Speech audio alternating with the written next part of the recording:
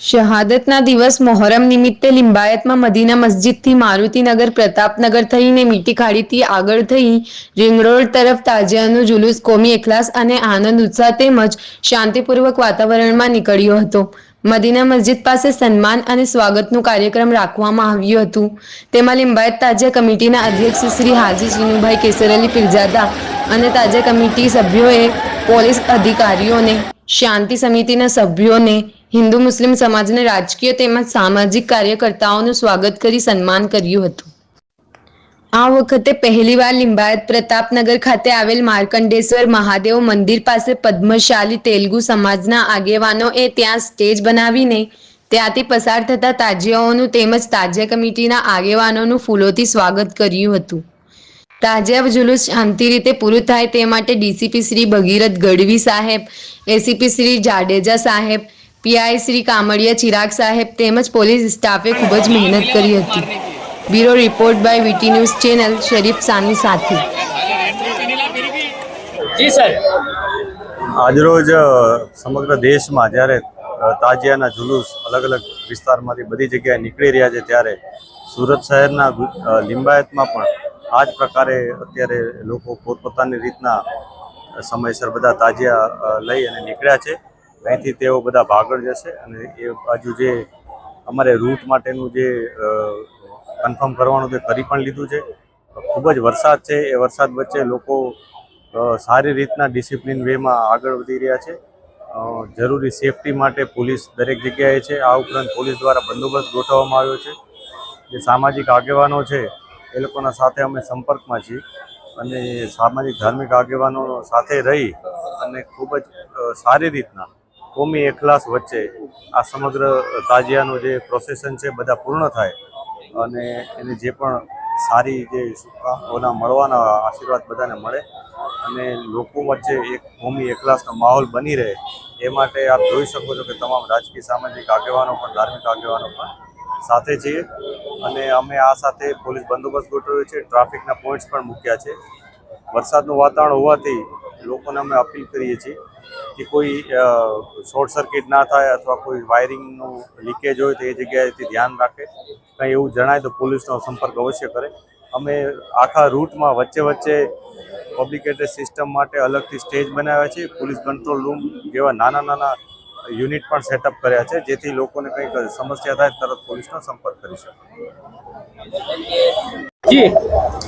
आज पूरे हिंदुस्तान में आशूरा मुहर्रमुल हराम यानी के शहादत इमाम हुसैन रदी अल्लाह ताला अन्हो जो कि इस्लाम के महान पैगंबर मोहम्मद सल्लल्लाहु अलैहि वसल्लम के नवासे यानी कि दोहित्र थे, इन्होंने इतिहास गवाह है कि आज अपने पूरे कुंभे को, लोग कहते हैं कि मैदान करबला की जंग में, मैं कहता हूं कि मैदान करबला के जुल्म के अंदर अपने पूरे खानदान का बलिदान देकर सच्चाई को और धर्म की, मजहब की जिस तरीके से हिफाजत की है, रहती दुनिया तक इसकी कोई मिसाल नहीं मिलेगी। हुसैन शहीद होकर जिंदा थे, जिंदा है और जिंदा रहेंगे। और वो लोग के जो इस्लाम के पैरोकार हैं इनको ये जान लेना चाहिए कि जन्नत में जो भी जाएगा तो जन्नत के जवानों के जो सरदार है बकौल नबी करीम सरवर कायनात सल्लल्लाहु अलैहि वसल्लम वो हजरत इमाम हसन और हजरत इमाम हुसैन है। और ये जो शहादत का दिन है तो ये कोई खुशी मनाने का दिन नहीं है बल्कि रंजो गम का दिन है। इस्लाम ने अपने शहजादे खोए हैं, नबी ने अपने नवासे खोए हैं। હું વિક્રમ પોપટ પાટીલ, વાર્ડ નંબર 25ના કોર્પોરેટર, પૂર્વ ડ્રેનેજ કમિટીના ચેરમેન। આજનો આ જે ઉત્સાહભેર તાજિયા જુલુસનો કાર્યક્રમ લિંબાયત ખાતે ઉજવાઈ રહ્યો છે એની અંદર ખૂબ મોટી સંખ્યામાં સમાજના અગ્રણીઓ, એમના સમર્થકો તમામ જોરશોરથી તાજિયાનું પર્વ ઉજવાઈ રહ્યું છે ત્યારે હું આનંદની લાગણી વ્યક્ત કરું છું। અને આવા ઉત્સાહભેર કાર્યક્રમોમાં જે કંઈ પબ્લિકમાં અને જે તહેવારો આવે છે અને આ તહેવારોની અંદર ખૂબ સરસ એવો કોમી એકતાનું ઉદાહરણ પૂરું પાડવામાં લિંબાયત મોખરે હોય છે। ઘણા વર્ષોથી લિંબાયતનું નામ જે સુરત શહેરની અંદર, ગુજરાતની અંદર કોમી એકતાના વાતાવરણમાં ખૂબ સરસ એવા તહેવારો થાય છે ત્યારે હું તમામ સમાજને મારા વતી ખૂબ ખૂબ અભિનંદન આપું છું અને શુભેચ્છા પાઠવું છું। जी, आपका नाम कौन सा विस्तार है, किस तरह का आयोजन रखा गया था? मेरा नाम Kaiser Ali Pirzada, Limbayat Tazia committee general secretary. आज रोज यहाँ लिम्बायत में ताज़िया के जुलूस का जो निकाला गया है उसमें मदीना मस्जिद के पास कौमी एकता और भाईचारे का एक प्रोग्राम रखा गया था, जिसमें डॉक्टर रविंद्र पाटिल विक्रम भाई, कविता बेन कॉर्पोरेटर श्री और लिम्बायत के काशिफ उस्मानी और डॉक्टर रविंद्र पाटिल साहब और दूसरे सब आए और यहाँ कौमी एकता का ये प्रोग्राम किया गया है। यहाँ पे ताजिया कमेटी द्वारा क्या व्यवस्था करने में आई है ताजिए के लिए? ताजिया कमेटी के द्वारा यहाँ पे उन लोगों को परमिट का आयोजन किया गया, रूट कंप्लीट किया गया और कमेटी की तरफ से पूरा आयोजन किया गया है। यहाँ पे पुलिस बंदोबस्त के बारे में क्या बोलोगे? पुलिस बंदोबस्त एकदम चुस्त और बहुत अच्छे से कोऑपरेट रहा है और अच्छे से ताजिया का जुलूस यहाँ संपन्न हुआ है। कितने ताजिए? टोटल 57 की परमिट दी गई है। कविता बेन एनागंदला वीरास्वामी वार्ड नंबर 25।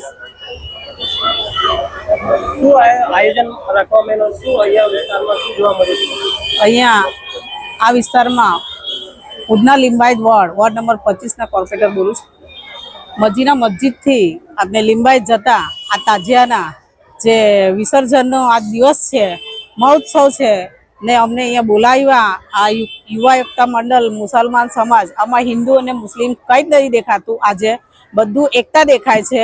આ એકતાને માનીને અમે આ વિસર્જનનું અમે દર્શન કરવા આવ્યા છે તાજિયાના, તે બદલે આ મુસલમાન સમાજના એ ભાઈઓને મેં નમસ્કાર વંદન બી કરું છું, કેમ કે અહીંયાના જે સમાજના મુસલમાન સમાજ છે એવા છે કે કોઈ હિન્દુ ને મુસ્લિમ આ એકતાની રૂપ એ લોકો માંગે છે।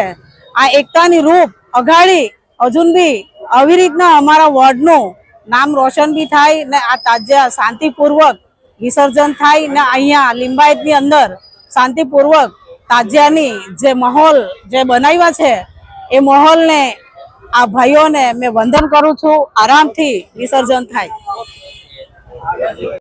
मेरा नाम आसिफ अंसारी है, लिम्बायत विस्तार है। आज ताजिया कमेटी के सभी मेंबर मिलकर कौमी एकता का मिसाल कायम करा, जिसमें हिंदू मुसलमान बड़े बड़े आगेवानों ने मिलकर ताजिया का सम्मान किया और फूलहार किया और लोगों का फूलहार हुआ।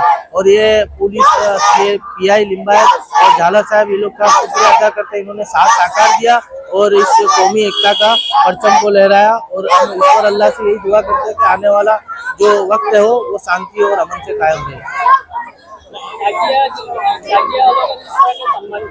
ताजिया वालों का किसी ने मेडल दिया, किसी ने फूलहार करके उनका स्वागत किया और बड़े बड़े आगेवान आए हुए थे। आज मोहर्रम किस बात पर मनाया जाता है? मुहर्रम आज का जो दिन है वो आशूरे का दिन है, हजरत इमाम हुसैन रज़ी अल्लाह ताला अन्हु की शहादत का दिन, जिन पे 10 दिन से पानी बंद था और उन्होंने एक मिसाइल कायम किया, जिसे हमारे उलमा कहते हैं कि इस्लाम जिंदा होता है हर करबला के बाद। ये मिसाल हजरत हुसैन ने कायम की।